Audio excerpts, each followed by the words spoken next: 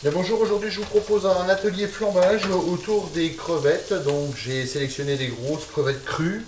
Elles sont déjà roses, hein, pour d'autres variétés. Vous pouvez tomber sur des crevettes Black Tiger, des grosses gambasses qui sont noires et qui se colorient en rose tout au long de la cuisson. Donc là je fais juste une petite étape, hein, je les fais revenir très légèrement dans du beurre tout simplement. Et je vais procéder à leur flambage par la suite.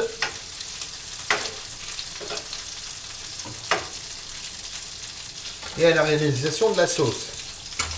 Donc je m'assure que ma poêle soit relativement bien chaude, hein, pour pouvoir procéder au flambage. J'ai sélectionné pour ce faire un alcool qui nous vient du sud de la France, qui est un pastis.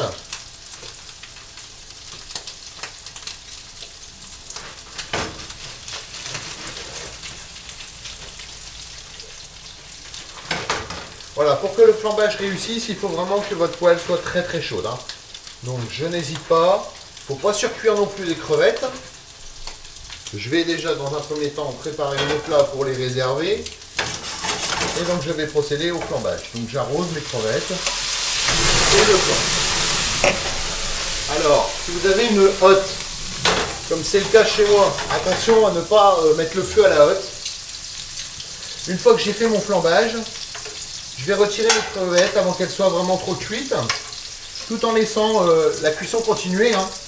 On va procéder à la réalisation de la sauce et au décalage des sucs de cuisson. Voilà. Donc pour ce faire, j'ai préféré aujourd'hui décortiquer mes crevettes. Habituellement, je ne les décortique pas.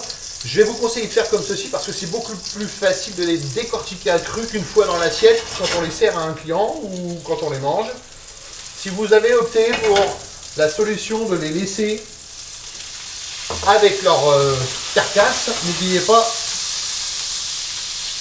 un petit rinçoir. Donc là je viens d'incorporer un peu de jus de citron et j'avais au préalable fait, je vais baisser un petit peu ma sauce, j'avais au préalable fait un petit jus de crustacé avec mes carcasses, juste avec un peu d'eau, avec un peu d'ail, un peu de persil, histoire d'avoir une réduction de jus, hein, pour faire l'élaboration de ma sauce. Donc là j'ai une petite sauce qui est bien colorée, j'ai flambé, j'ai citronné, j'ai décollé les sucres, je vais procéder donc maintenant à la réalisation de ma sauce. Pour ce faire, je mets de la crème fraîche et je vais commencer à travailler la réalisation de ma sauce. Donc toujours, hein, en restauration, on travaille toujours avec des couverts de service. Alors si vous faites ça à la maison, vous faites ça avec les couverts que vous voulez évidemment, mais n'oubliez pas que c'est un atelier qui, des fois, souvent même, est proposé à la clientèle en démonstration au service au guéridon, qu'on appelle également le service à la russe.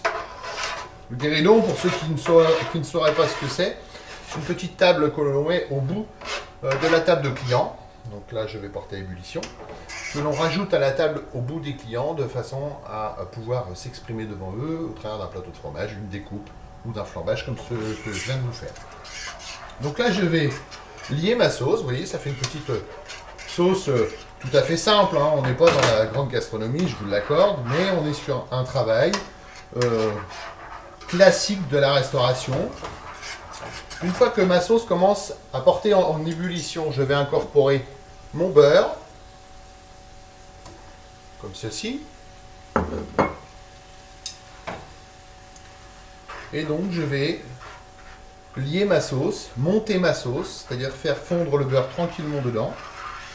Voilà. J'avais prévu également d'assaisonner avec un petit peu d'ail, d'herbe de Provence et de persil, de façon à rappeler un petit peu cette recette de crevettes qui sent le sud, qui sent la mer, qui fait penser aux vacances. Voilà. Donc vous voyez, ça vous fait une petite sauce relativement sympathique. Je réincorpore mes crevettes quelques secondes dans ma poêle.